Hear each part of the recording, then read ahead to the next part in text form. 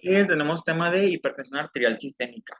Sí, es un tema muy importante para la vida, pero no para el examen. Realmente, si nos enfocamos en lo que preguntan en el examen, pues nada más cuál es el manejo inicial o cómo manejamos el tratamiento de primera línea de los pacientes hipertensos y cuáles son las metas que tenemos que cumplir. ¿Sí? Entonces, de hipertensión arterial sistémica, tenemos como definición o como introducción que se trata de una enfermedad crónico-degenerativa de etiología variada que va a estar caracterizada por la presencia de un aumento sostenido de la presión sanguínea. En este caso, una sistólica por encima de 140 y una diastólica por encima de 90. Y esa es la pauta para determinar hipertensión en una persona.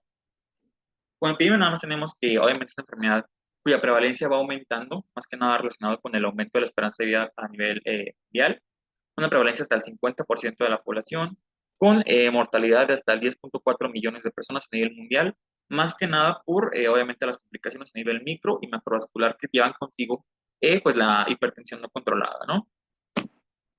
Ahora, como factores de riesgo, aquí está muy importante el tema, porque realmente la GPC hace mucho énfasis en que son factores completamente prevenibles o revertibles, ¿sí? Yo creo que todo esto lo vemos en patología, en cualquier enfermedad, pero realmente si leen la GPC te va a decir, si el paciente deja de comer 5 gramos de sal o 3 gramos de sal, va a bajar aproximadamente de 3 a 4 minutos de mercurio. Si hace ejercicio, baja otros 3. Si deja el tabaco, deja bajo otros 2. Entonces, como que es muy específico en cuanto a sus factores que realmente pueden revertir la enfermedad o disminuir la enfermedad de una persona. ¿Sí? Entonces, el principal riesgo del paciente va a ser aquel paciente con consumo de sal más de 5 gramos al día, según la GPC, consumo elevado de alcohol, tabaquismo, obesidad y el sedentarismo. Son como que los principales factores predisponentes. Ahora, la GPC inicia con un tema muy importante que es cómo tomar adecuadamente la presión arterial. Entonces, ¿alguien de ustedes me quiere decir cómo se toma la TEA en una persona, o sea, en consulta? ¿Qué indicaciones hay que dar o cómo lo hacemos esa toma o cómo lo hacen ustedes?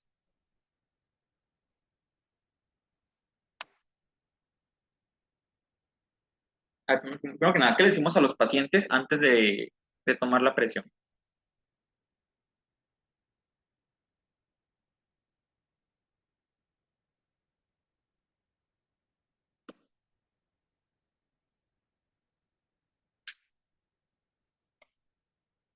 ¿Ok? Que descanse, que no venga agitado, muy bien. ¿Qué más? Si venía caminando, ajá, evitar como que esa respuesta hipertensiva después del ejercicio, que se quede sentado, que descanse, muy bien. ¿Qué decimos de los medicamentos, del alcohol, del tabaco? Que deje de tomarlos, ¿no? Hay que decirle que venga bien comido, que no tome sus medicamentos, que no haga ejercicio antes de tomar la presión, como que venga en el menor, ajá, no café, en el estado más basal, por así decirlo, posible, ¿no? Ahora, como ya sabemos, la TEA se tiene que tomar a nivel de la arteria braquial, ya sea con un Bauma, con un estetos o con un dispositivo electrónico. Es como que la forma que tenemos nosotros para tomar la presión. Sin embargo, lo que te dice la GPC es que esta forma sí es buena para hacer como que una monitorización, pero realmente para hacer el diagnóstico de hipertensión, perdón, no es tan buena, porque podemos caer en dos sesgos, que es el sesgo de la bata blanca y el sesgo de la hipertensión enmascarada. Ah, muy bien, buena posición de sentarse, exacto. Ujú. Entonces, como no podemos usar tan fiablemente esta medición ambulatoria, podemos como que tener dos alternativas para la GPC, que es el AMPA y el MAPA. El mapa es la automedida de la TEA a domicilio y el mapa es la TEA ambulatoria con dispositivo automático. Básicamente la que más se utiliza, la que más recomienda la GPC es el AMPA, que básicamente es decir al paciente que se consiga o que tenga modo de conseguir como el brazalete para tomar la TEA de manera electrónica ambulatoria, sí, y que se la tome en su casa todos los días. Le decimos al paciente, se va a tomar la presión de 3 a 7 veces al día, más que nada 3 veces al día, 3 veces al día, por al menos 2 a 4 semanas. ¿Sí? Cada vez que toma la presión, va a anotarlo en una libreta, una bitácora, mañana, tarde y noche, y me la va a traer, o a traer de consulta para ver cómo está su presión. Entonces, si en la bitácora de la TEA del paciente encontramos un promedio arriba de 135 sobre 85, aunque ya con fundamento decimos que es una persona con hipertensión arterial sistémica. Pero una vez que ya tengamos en mano esta bitácora o este registro, es la manera adecuada. La otra es en aquellos pacientes que ambulatorios o que no tienen acceso a este tipo de dispositivos, hacemos el mapa. Básicamente es un paciente que durante 24 horas va a estar completamente monitorizado. Es un dispositivo electrónico que toma la TA cada 15, 30 minutos y hace como que un registro de cuáles son las tomas. Si tenemos que el promedio de tomas en el día están por encima de esta cifra, aunque es un paciente con hipertensión, o en la noche está por encima de 170, es una persona con hipertensión, pero ya registrada, o sea, ya confiable que si es, que es correcta la medición o si es realmente certero el diagnóstico de hipertensión. Y es como que la forma adecuada de diagnosticar. Eh, Ahora, como definiciones, vamos a tener en cuenta algunas. Acuérdense, una TEA normal alta es aquel paciente con cifras tensionales elevadas, pero que todavía no cruza el límite de 140-90. Es una persona, lo que antes se conocía como perihipertensión, ya se conoce como una TEA normal alta. Después tenemos la hipertensión sistólica aislada, que es una cuando la sistólica obviamente está elevada, pero la diastólica está normal. Más que nada lo vemos en niños y en ancianos, y más que nada tiene que ver con un proceso de esclerosis a nivel arterial. ¿Sí? Tenemos la hipertensión maligna, que es una TA de hasta 220-140, pero aquí la clave es que está acompañada siempre de alteraciones vasculares a nivel de la retina, una retinopatía. Y también tenemos lo que es la emergencia hipertensiva o crisis hipertensiva, que se define como cifras tensionales muy elevadas, por encima de 180/110 o 120, dependiendo de dónde leamos, y que están divididas ya sea en urgencia o en emergencia. Urgencia cuando no hay daño a órgano blanco y emergencia cuando sí lo hay. Ya sea edema de pulmón, encefalopatía, insuficiencia renal, etcétera, pero que ya está afectando un órgano, ya se conoce como emergencia hipertensiva. Después tenemos lo que es una hipertensión resistente. Aquí es muy importante aprenderse la definición. Se conoce como una hipertensión resistente al menos a 3 medicamentos a dosis máxima de los tres, de los cuales al menos uno es un diurético.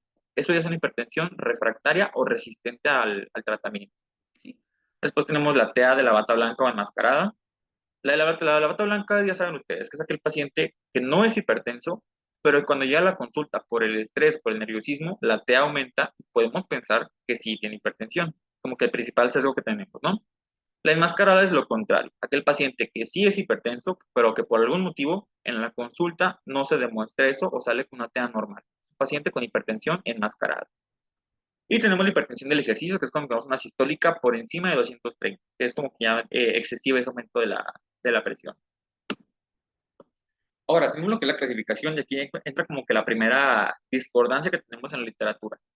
¿Por qué? Porque según la literatura mexicana, según la GPC, tenemos que hipertensión arterial se toma a partir de 140/90. Es nuestro límite, nuestro corte para distinguir a los pacientes. Mientras que según la AJA, que son las asociaciones americanas, aquí nos dice que actualmente se considera como hipertensión cuando ya existe una cifra tensional encima de 130/80. Es ya hipertensión. Les digo, como que ahí como que es esta diferencia, pero igual, para fines de exámenes, guíense únicamente lo mexicano, que es arriba de 140/190. ¿Sí? Tenemos que hipertensión grado 1 es entonces arriba de 140/90, grado 2 es arriba de 160/100 y grado 3 arriba de 180/110. Ahora, en cuanto a la patogenia, que nada más acuérdense, la TEA de un paciente o una persona de manera normal va a estar dada por dos cosas o dos fenómenos, que es la resistencia periférica y el gasto cardíaco. Entonces, cualquier situación o cualquier patología que te altere alguno de los dos te va a afectar o te va a aumentar la TEA del paciente. Por ejemplo, aquel paciente con aterosclerosis, aquel paciente con alguna amputación, con feocromocitoma, con insuficiencia cardíaca, con volumen sistólico elevado, X o Y razón que te afecte o el gasto o la resistencia periférica, te va a producir hipertensión en el paciente. Ahora, de los casos de hipertensión arterial sistémica, tenemos que hasta un 90% o más es primaria o es esencial, es decir, es completamente idiopática y se presenta como factores, bueno, pues, a raíz de factores ambientales y hereditarios en una persona, que es lo que la que siempre vemos en los pacientes es la primaria o la esencial. ¿Sí? Sin embargo, siempre existe o siempre va a haber una hipertensión secundaria, ya sea patología sistémica con patología renal, tiroidea, etcétera, siendo lo más común la afectación renal que te puede causar una hipertensión secundaria en ese paciente. Y que de igual manera, si quitamos la causa secundaria, vamos a quitar esa hipertensión. ¿Sí? Aquí nada más vean cuáles son las causas. No es importante que se las sepan, nada más conozcan que las cosas son más comunes, ya sea patología tiroidea, a nivel renal, suprarrenal como un Cushing, etcétera. Ahora, de complicaciones, aquí acuérdense, cualquier órgano que tenga vascularidad, o tenga circulación o flujo sanguíneo, está susceptible a complicaciones. Entonces, realmente, como que cualquier órgano se puede complicar, pero los más comunes que se complican es cerebro, corazón, retina, riñón y propiamente los vasos sanguíneos. ¿Sí? A nivel cerebro tenemos que lo más común es una encefalopatía, una hemorragia subaracnoidea, trombosis o como tal la demencia vascular en un paciente. ¿Sí? De lo cardíaco aquí, lo más característico que aquí sí buscan en un paciente con hipertensión es la hipertrofia del ventrículo izquierdo, que es lo que llamamos la clase pasada de estenosis. Es muy común que los pacientes tengan una hipertrofia a raíz de la hipertensión y que te evolucionen ya sea a un Zika, a una angina o una insuficiencia cardíaca, ¿sí? La retina pues ya está como que ya establecido lo que es la retinopatía hipertensiva. A nivel vascular puede cursar con disección aórtica, más que nada en un cuadro de crisis hipertensiva, o como tal una aterosclerosis. Y a nivel renal es común que los pacientes evolucionen o te desarrollen lo que es una insuficiencia renal. Ahora, en cuanto al diagnóstico, que es importante que en la primera consulta que tengamos con un paciente veamos cuáles son, o más bien cuánto han durado los síntomas en el paciente, qué manejo previo se le ha dado a ese paciente, ¿sí? Factores desencadenantes, y muy importante, tenemos que ver cuáles son los factores de riesgo con los que cursa un paciente. Tenemos que ver si tiene diabetes, obesidad, síndrome metabólico, eh, etcétera, etcétera, más que nada para poder ver cuál es el riesgo cardiovascular general en ese paciente. Fíjense aquí, por ejemplo, no es lo mismo que me llegue un paciente con hipertensión grado 1, pero sin factores de riesgo, a que me llegue un paciente igual con hipertensión grado 1 e incluso con hipertensión normal o alta, con 3 o más factores de riesgo. Aquí es mucho más importante manejar al paciente de acuerdo a las comorbilidades que tiene, obviamente, cada persona, ¿no? También hay que preguntar lo que son antecedentes familiares, personales no patológicos, o también muy importante, tenemos que buscar siempre en la primera consulta datos de daño órgano blanco o de complicaciones. Tenemos que hacer un fondo de ojo, una química sanguínea, todo tenemos que hablar al paciente de arriba hacia abajo para ver si ya se complicó de manera secundaria a esa hipertensión. Y siempre con la exploración física hay que ver cómo está el IMC del paciente, la presión corporal, medir la TA en ambos brazos, lo que ya sabemos, ¿no? También lo que es checar pulsos, checar cómo está la tiroides, saber si no hay ningún tipo de hipertiroidismo que pueda estar causando esa hipertensión, cómo está la frecuencia cardíaca y muy importante, cómo está el fondo de ojo.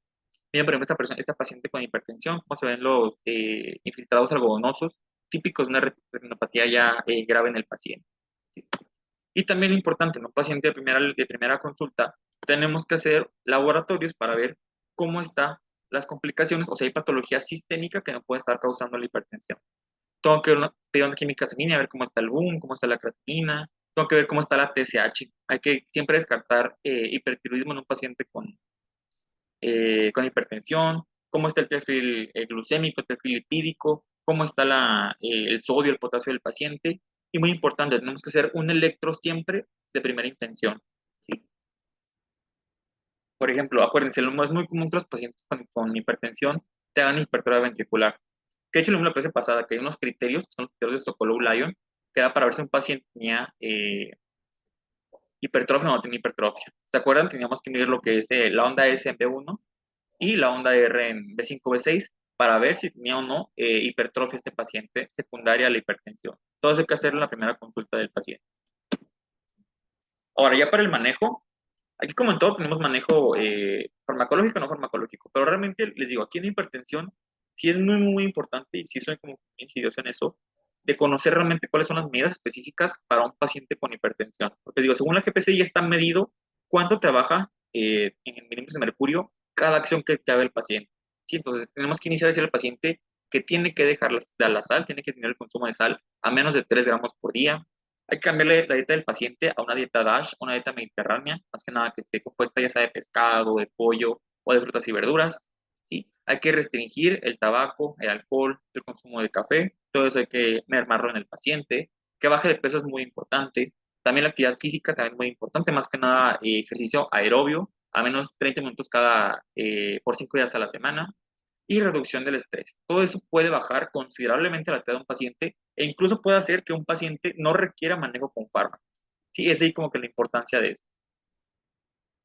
Ahora, en cuanto al manejo con medicamentos, tenemos que, según la GPC, vamos a iniciar con medicamento únicamente en aquel paciente que nos llegue ya con TA arriba de 150/100, o sea, una TA ya muy alta, o que tenga TA normal o alta, que ya vimos cuál es el parámetro, pero con factores de riesgo importantes, que sea un paciente ya con obesidad importante, con diabetes mal controlada, cardiopatía, todo eso que ya, pues sí, empeora el pronóstico del paciente, ya nos da chance de iniciar con medicamentos de primera opción.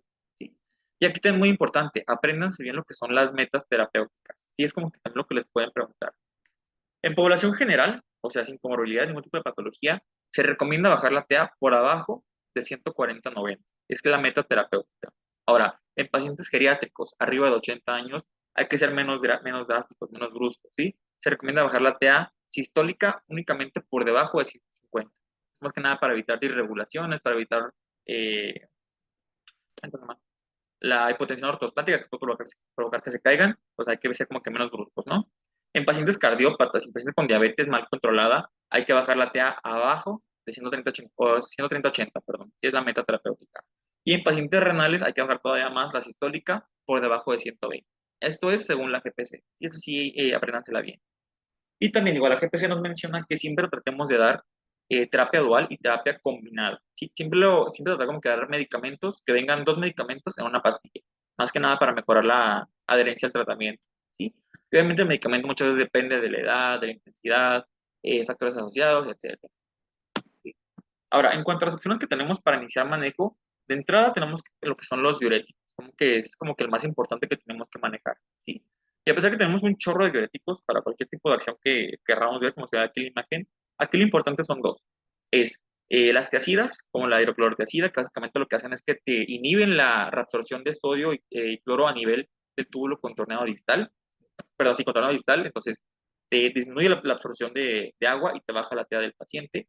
Y también la espironolactona, que actúa a nivel de túbulo colector, igual inhibiendo lo que es la recaptación de sodio y bajando la TA del paciente. Son que los dos que más se utilizan a nivel hipertensión. Después tenemos lo que son los GIECA, los ARA2, como captopril, enalapril, telmisartán, todo lo que ya conocemos, ¿sí? Igual, muy buena alternativa, más que nada por su ventaja cardiovascular, que también tiene este tipo de medicamentos. Nada más tener cuidado siempre con los síntomas adversos, como puede ser la tos seca, que puede ser muy importante, muy incapacitante. Y también en pacientes con insuficiencia renal, pues hay que tener como que más cuidado con la dosis, ¿no? Ahora, en cuanto a los bloqueadores alfa, como el metoprolol, todo eso, realmente no son como que una primera línea. Tenemos ya sea alfa bloqueador, beta bloqueador o los no selectivos, cualquier tipo de medicamento, pero actualmente no son primera línea casi para ninguna situación. Para lo único que sí se puede utilizar es el metoprolol y más que nada se reserva para aquellos pacientes, ya sea resistentes a otros medicamentos o que también tengan insuficiencia cardíaca. Únicamente para ellos se recomienda de inicio a lo que es el metoprolol. De ahí en más, hay más opciones terapéuticas, ¿sí? Y también tenemos lo que es la betalol o la prazosin, que se utilizan, sí, pero más que nada en un contexto de crisis hipertensiva. Casi no se utilizan de manera como que regular. Después tenemos lo que son los calcios antagonistas, ya sea dihidropiridinas o no dihidropiridinas. Tenemos el diltiazem, verapamil, nifedipino, todo lo que tenemos aquí. Igual, son opciones de primera línea. Tenemos lo que son los vasodilatadores directos, como puede ser la hidralazina o nitrato de sodio, más que nada igual, a nivel de crisis hipertensiva, no tanto para la consulta normal. Y nada más aquí para que después lo vean bien, tenemos este esquema que nos dice cómo podemos combinar medicamentos de manera efectiva. Por lo general, casi siempre se combina lo que es un diurético como una antiacida con un IECA o con un ARA2, o un calcio antagonista con un IECA o con un ARA2. Este es lo que se utiliza de primera línea. Nada más sí, acuérdense, lo que sí no se vale dar en ninguna situación es un IECA con un ARA2. Como es completamente como que contraindicado porque básicamente estás dando dos de lo mismo. Entonces, nunca hay que cometer el error de hacer ese tipo de recomendaciones. ¿Sí? Y ya casi para acabar, tenemos aquí el algoritmo de la GPC. Se dice, si un paciente de entrada te llega con una TA abajo de esta cifra que tenemos aquí, ok, es un paciente que no tiene hipertensión y únicamente se va con seguimiento y con medidas no farmacológicas que son las que ya vimos, ¿sí? Si un paciente me llega entre 135 y menos de 150 sobre 110, ok, tengo que ver cómo está el registro de ese paciente. Si ya con mi registro veo que el paciente realmente no tenía estas cifras, ok, únicamente le voy a dar seguimiento y le voy a dar tratamiento no farmacológico, ¿sí? Si en cambio, según el registro, según el mapa, ya tiene más de 135 sobre 85 de promedio, igual, ya hago diagnóstico de hipertensión arterial sistémica. Ahora, igual, si el paciente en la consulta o la TA de consulta ya con una TA arriba de 150 sobre 110, igual, ya no requiere registro, inmediatamente diagnostico como una hipertensión arterial sistémica. Ahora, de mi paciente que ya diagnostiqué con hipertensión, tenemos de dos. Si tengo un paciente con hipertensión normal, alta, como vemos aquí, tengo que ver cómo está el riesgo del paciente. Si es un paciente nefrópata, cardiópata, con diabetes, con comorbilidades generalmente, ok, iniciamos con medicamento. Si no, puedo dar chance únicamente de dar medidas no farmacológicas.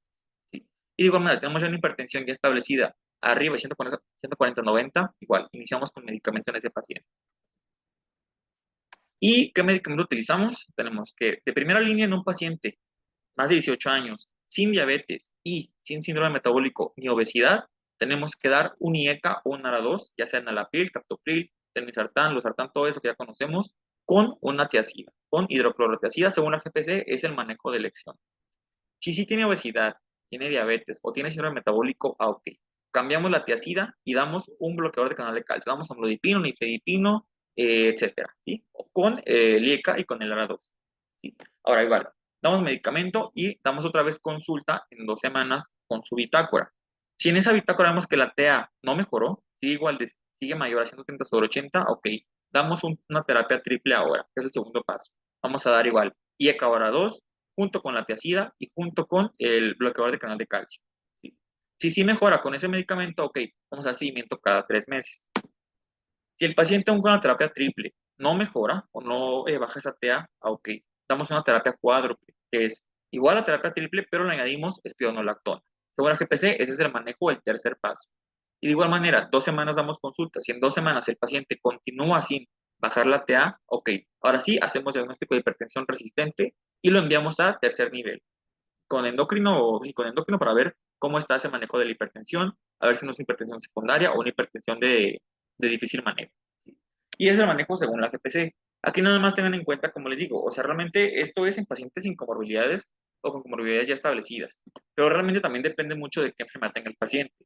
Si les llega un paciente con insuficiencia cardíaca, ok, podemos iniciar con metoprolol y no tanto con calciotagonistas.